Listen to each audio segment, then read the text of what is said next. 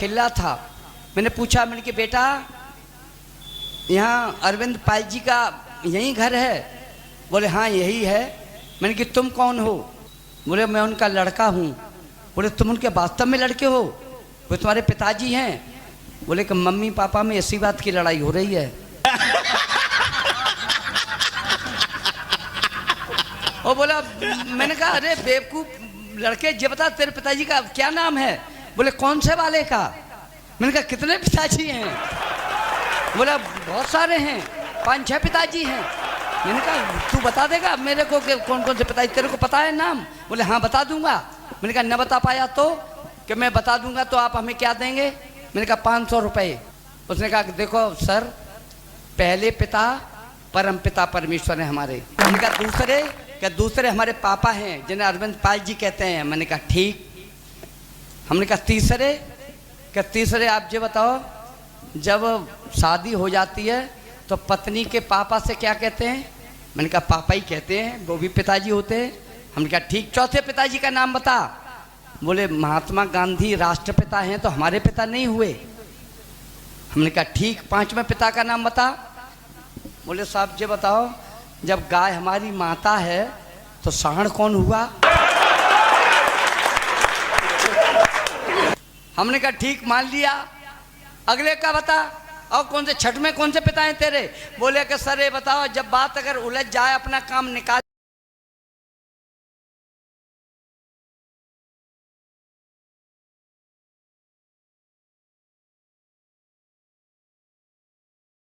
तो गधे को क्या बनाते हैं? हमने कहा ठीक है बेटा ले 500 रुपये। और हमें अरविंद पाल जी के पुत्र से 500 रुपये ठग के आया। मैं सच बताता हूँ आपको, अमूमन लोग समझते हैं कि महिलाएं ज़्यादा संवेदनशील होती हैं, लेकिन मैं आज आपको विश्वास दिलाता हूँ, मैं सिद्ध करूँगा कि महिलाएं ज़्यादा संवेदनशील नहीं होती, पुरुष ज़्यादा संवेदनशील होते हैं। मैं सिद्ध करूँगा। अच्छा सपोज करें एक बस भोगांव से चली और आगरा तक जाना है, और उस बस में जो डबल सीट होती है ना, डबल सीट, उस पर एक पुरुष बैठा है और एक महिला बैठी है। बस हिचकोले खाते हुए धीरे धीरे चल रही है, और मैनपुरी जाते जाते यदि उस पुरुष को नींद आ जाए और उस पुरुष का सिर उस महिला के कंधे पे भूल से रख जाए तो महिला कैसे झड़केगी? शट अप बेवकूफ, आपको बैठना नहीं आता? आपके घर पर माँ बहन नहीं है?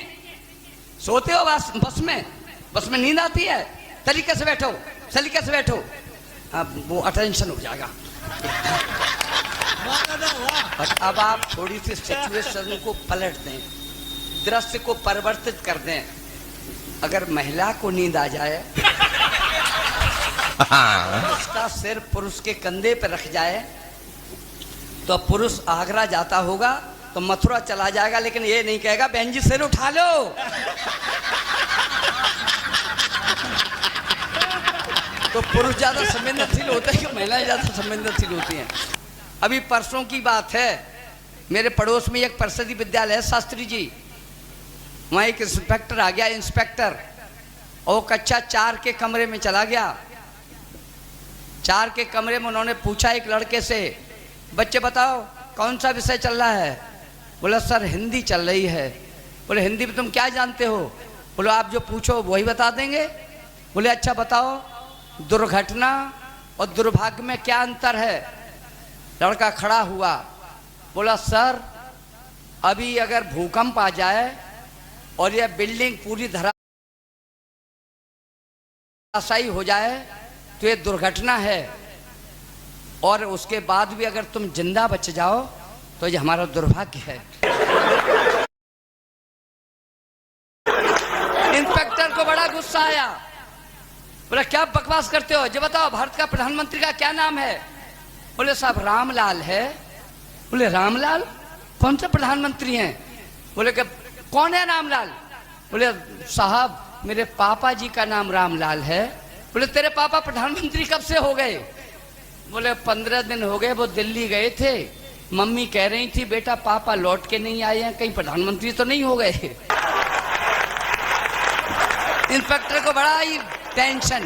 बोले ऐसे बच्चों को कौन क्लास में बिठाता है, इन्हें हटाओ, इसका नाम काटो। लड़का खड़ा हुआ, बोला सर आप मेरा नाम काट ही नहीं सकते। बोले क्यों नहीं काट सकता? बोले मैं इस स्कूल में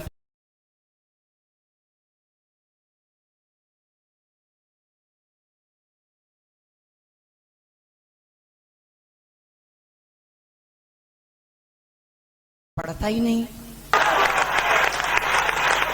बोले स्कूल में नहीं पढ़ते तो यहाँ क्या करने आए हो? बोले सर गुरुजी हमारे घर गए थे, हम तो यहाँ पड़ोस में गाय चराते हैं। कल गुरुजी घर गए थे, कह रहे थे कि कल इंस्पेक्टर आ सकता है, स्कूल में बच्चे हैं नहीं और मिड डे मील में हमने 50 लिख रखे हैं।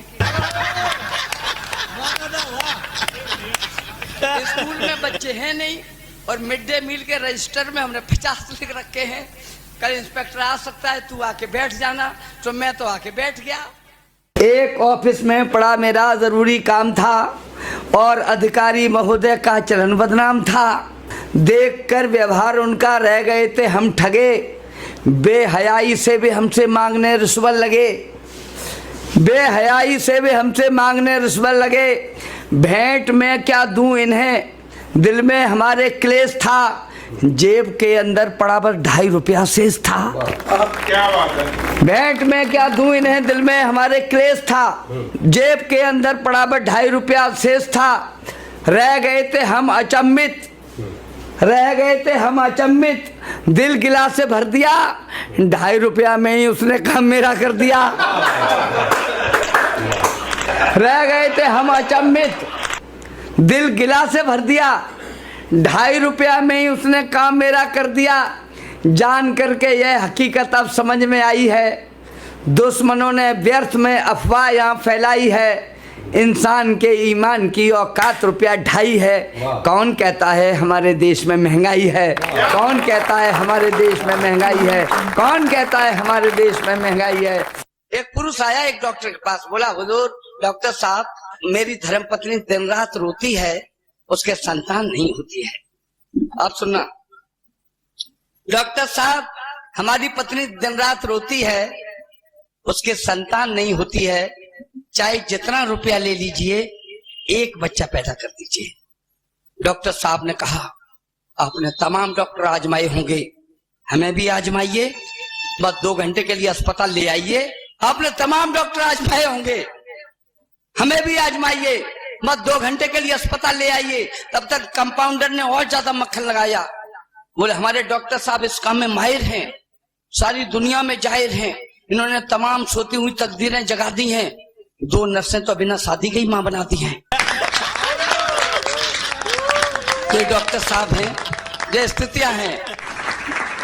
में दीपावली का दिन था, एक बाबा जी आ गए थे और एक कोने पे एक घर था, बाबा जी वहीं विश्राम ले गए। पूरे गांव में दीपक जल रहे थे, लेकिन उस घर में साफ अंधेरा पड़ा था। बाबूजी, बाबा जी ने पूछा तेरे घर में अंधेरा क्यों है, सारी बस्ती रोशन है। वो घर से निकल के आया बाहर, बोला बाबा जी 20 साल शादी को हो गए हैं, कोई संतान नहीं है, दीपक किसके लिए जलाएं? न कोई आगे है न कोई पीछे है, पति पत्नी 2 ही लोग हैं। बाबा बहुत नम्र हो गए, आंखों में आंसू आ गए। बोले कि मैं बद्रीनाथ जा रहा हूं, तेरे नाम का एक दिया जला दूंगा, अगर हो सकता है आशीर्वाद मिल गया तो जो संतान हो जाएगी। 10 साल बाद बाबा जी फिर लौट के आए, उसी घर पे फिर रुके आके।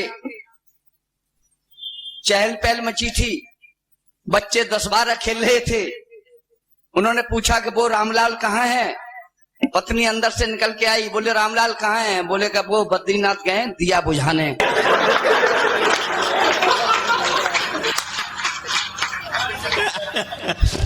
जमादार माया, सुनना मैं मूड में आ रहा हूं अपने में। जमादार माया अपने जानवर घुमा के लाया, जमादार माया अपने जानवर घुमा कर लाया।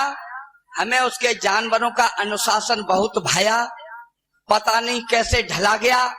प्रत्येक जानवर बड़ी शांति से अपने अपने दड़बे में चला गया। हमने माया से पूछा कि माया हम तुम्हें मान गए, लेकिन हमें यह बताओ आपके जानवर अपना अपना दड़वा कैसे पहचान गए? तो जमादार ने कहा, बाबूजी अगर पहचाने नहीं तो मार मार के शरीर की खालें नहीं खुस जाएं? क्या मजाल है जो एक दूसरे के दरबे में ठुस जाएं? साहब ये जानवर हैं, दलबदरू नेता नहीं जो एक पार्टी छोड़ के दूसरी पार्टी में घुस जाएं। ये जो स्थितियां हैं वो हमारी बस्ती में, तो वो बाबा जी आए थे ना, तो हमारे बस्ती में जो हम जहाँ रहते हैं वहां बहुत ज्यादा लोग दारू पीते हैं। बाबा जी ने कहा कि देखिए हम समाज सुधार के लिए घर से निकले हैं, हम समाज सुधार हमारा नैतिक दायित्व तो है। इस बस्ती के लोग कुछ ज्यादा ही दारू पीते हैं, सबको इकट्ठा करो, विनोद राजयोगी तुम जाओ सबको बुला के लाओ। हमने कहा बाबा जी आप निरर्थक प्रयास कर रहे हैं, कोई मानने वाला नहीं है। बोले नहीं, मैं उन्हें मना के मानूंगा। मैंने कहा चलो मैं बुला ही लाता हूं सबको। मैं सबको बुला के लाया, आपकी तरह सब लोग बैठ गए। बाबा जी ने अपने प्रवचन शुरू किए। एक गिलास लिया, उसमें दारू डाली, एक मक्खी पकड़ी, गिलास में छोड़ दी। मक्खी को तो मरना ही था, मक्खी मर गई। बाबा जी ने गिलास उठा के मरी हुई मक्खी दिखाकर कहा, गांव वासियों इससे आपने क्या शिक्षा ली? गांव के लोग बोले यह शिक्षा ली कि दारू पीना चाहिए, पेट के कीड़े मर जाते हैं। वैसे तो नई चीज को ही मन मचलता है, पर कभी ये सोच भी तेवर बदलता है। वैसे तो नई चीज को ही मन मचलता है, पर कभी ये सोच भी तेवर बदलता है। और नया नया छत्ता कभी तोड़ा नहीं जाता, जितना पुराना हो शहद ज्यादा निकलता है। विधवा जबानी में हुई एक बेटा, एक माँ रहती है हमारे मोहल्ले में। मैंने उस माँ से पूछा एक दिन, मैंने की माँ जिंदगी कैसी गुजर रही है? बोले बेटा ठीक ही गुजर रही है, 2 बेटे हैं, एक एसपी है एक डीएम है, दोनों ही अलग अलग रहते हैं। मैंने कहा माँ तुम किनके साथ रहती हो? बोले बेटा मुझे तो उन्होंने बंटवारा कर लिया है, 15 दिन उसके साथ रहती हूँ, 15 दिन उसके साथ रहती हूँ, और जो महीना 31 दिन का होता है, एक दिन में व्रत रख के काट लेती हूँ। आइए मैं उस दर्द को, उस पीड़ा को आपके सामने उजागर करता हूँ, सुन लेना। अगर अच्छा लगे तो सराह देना, और नहीं तो डॉक्टर अरविंद पाल से सुलझ लेना, इन्होंने ही बुलाया है। सुने, विधवा जबानी में हुई तकदीर की मारी, विधवा जबानी में हुई तकदीर की मारी, जिंदगी का हर जुआ थी भाग्य से हारी। लोग कहते थे मुकद्दर है नहीं अच्छा, गोद में उसकी दिया भगवान का बच्चा, टुकड़ा कलेजे का उसे अत्यंत प्यारा था, वह लाल ही विधवा के जीने का सहारा था। देख लेती थी उसे प्रसन्न होती थी, उसके लिए सूखा करे गीले में सोती थी, उसके लिए सूखा करे गीले में सोती थी। कांपती सर्दी में आंचल से उसे ढकती, पेट से रोटी बचाकर लाल को रखती, जाग कर उसको सुबह आशीष देती थी, भावनाएं बेच कर वह फीस देती थी। सोचती थी पुत्र पैरों खड़ा होकर, सुख हमें देगा मेरा बेटा बड़ा होकर। साधना सच्ची, इरादा सख्त कट्टर था, माँ की दुआओं से बना बेटा कलेक्टर था। माँ की दुआओं से बना बेटा कलेक्टर था। मंजिल उसे जब मिल गई शादी रचाई थी, पत्नी बड़ी ही खूबसूरत मैम आई थी, रूप का झूला मिला तो झूल बैठा था, माँ के पुराने कष्ट सारे भूल बैठा था। मौन यौवन की खुशी से खेलती कैसे, आधुनिक लड़की सास को झेलती कैसे, बेटी बड़े घर की नवाबी छांटती रहती, छोकरी कल की हमेशा डांटती रहती, सहन शक्ति चुक गई थी रोज का रगड़ा, नित रही हर बात पर होने लगा झगड़ा। क्रोध में पत्नी पति से एक दिन बोली, जी हमारी दुर्दशा अब बहुत कुछ होली, आज होगा फैसला क्या नेक रहेगी, बुढ़िया रहेगी या कि हम बस एक रहेगी, बुढ़िया रहेगी या कि हम बस एक रहेगी। पत्नी रुआसी देखकर होठों पे गाली थी, धक्का लगा बेटे ने माँ घर से निकाली थी, काबिल बनाया था जिसे 25 साल में धक्का लगाया था उसी ने वृद्ध हाल में। देह में दम थी नहीं फुर्ती न चाल में, वह नौकरी करने लगी थी अस्पताल में। बेटा बहू दोनों बड़े ही प्यार से जीते, 2 साल भी उनको नहीं अच्छी तरह बीते। होनी बड़ी बलवान थी भगवान की लीला, बेटा वहीं आया बदन का रंग था पीला। देख कर उसको बड़ी हैरान दंग थी, बाजुएं थामे हुए बीवी भी संग थी। विधि का विधान है कभी मासा कभी तोला, जांच जब उसकी हुई तो डॉक्टर बोला अनुमान है या रोज ही पीते शराब हैं, इनकी दवा होगी नहीं गुर्दे खराब हैं। मौत से रिश्ता करे बदले में जान दे, इनको बचा सकता वही गुर्दों का दान दे। इनको बचा सकता वही गुर्दों का दान दे। और पत्नी से कहा मेरे भाई कि पति हैं तुम्हारे तो बिहू रचना तुम ही भेदो, सिंदूर की रक्षा करो गुर्दे इन्हें दे दो। मैं बोली लाभ क्या खतरा भरा डर है, यह जिए या हम जिए हक तो बराबर है। मार कर हमको अगर इनको बचाएंगे, विश्वास क्या है ठीक नीचे हो ही जाएंगे। विश्वास क्या है ठीक नीचे हो ही जाएंगे। पत हैं तुम्हारे तो बिहू रचना तुम ही भेदो, सिंदूर की रक्षा करो गुर्दे इन्हें दे दो। मैं बोली लाभ क्या खतरा भरा डर है, यह जिए या हम जिए हक तो बराबर है। मार कर हमको अगर इनको बचाएंगे, विश्वास क्या है ठीक नीचे हो ही जाएंगे। झेल नहीं है अलग सिंदूर जो होगा होगा वही भगवान को मंजूर जो होगा। मैं मर नहीं सकती हूँ दुनिया जाए भाड़ में, सुन रही थी माँ खड़ी पर्दे की आड़ में। सुन रही थी माँ खड़ी पर्दे की आड़ में, बाद उनके वह गई फैला रही झोली। आंसुओं को रोककर रोती हुई बोली एहसान मानूंगी बड़ा फिर देख भाल लो, मैं खुशी से दे रही गुर्दे निकाल लो। मेरे भाई यह पंक्ति ताली के लिए नहीं थी, यह पंक्ति मैंने ताली के लिए लिखी ही नहीं। आपने 2 पंक्ति पहले ताली बजा दी, अगली 2 पंक्तियां मैं आपके सामने पेश करने जा रहा हूं। यदि वो पंक्तियां आपके दिल पर ठेस लगा दें, आपकी माँ आपको याद आ जाए, माँ की ममता आपकी आंखों में लहराने लगे, तो कोई हाथ खामोश नहीं रहे। विनोद राजयोगी को ताली मन देना, कविता को ताली मन देना, उस माँ को श्रद्धांजलि दे देना जो आज दुनिया में नहीं है। मैं खुशी से दे रही गुर्दे निकाल लो। डॉक्टर सुनकर बड़ा स्तब्ध मौन था, पूछने ऐसे लगा रिश्ते में कौन था। इतनी खुशी से गैर कोई मर नहीं सकता, माँ के सिवाय काम कोई कर नहीं सकता।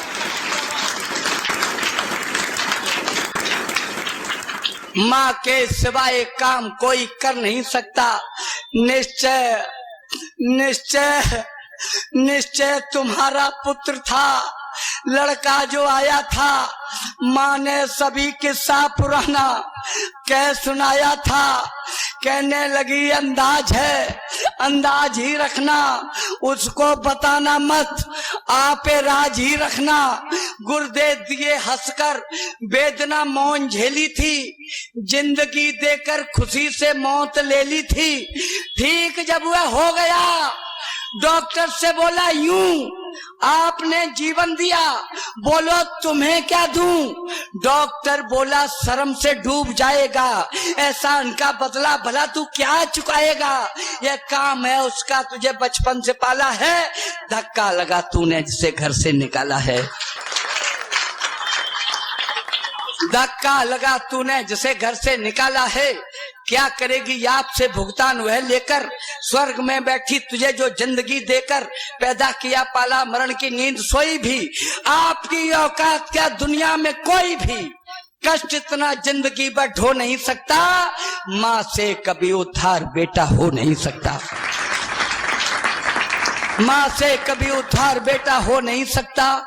बरसें बसंती हो गई, हर दिन दिवाली है, दौलत जिसे ये मिल गई वह भाग्यशाली है, जिंदगी आधी दुखी है दीन बई है, मां मर गई जिसकी मुकद्दर हीन बई है, मां मर गई जिसकी मुकद्दर हीन बई है। देवता सबसे बड़ा, देवता सबसे बड़ा स्वर्गीय खम्भ है, पूजा करो इसकी यही साक्षात ब्रह्म है, पूजा करो इसकी यही साक्षात ब्रह्म है। जय भारत, जय राष्ट्र, जय राम जी की। नमस्कार। फिर मिलेंगे अगर वक्त ने साथ दिया तो।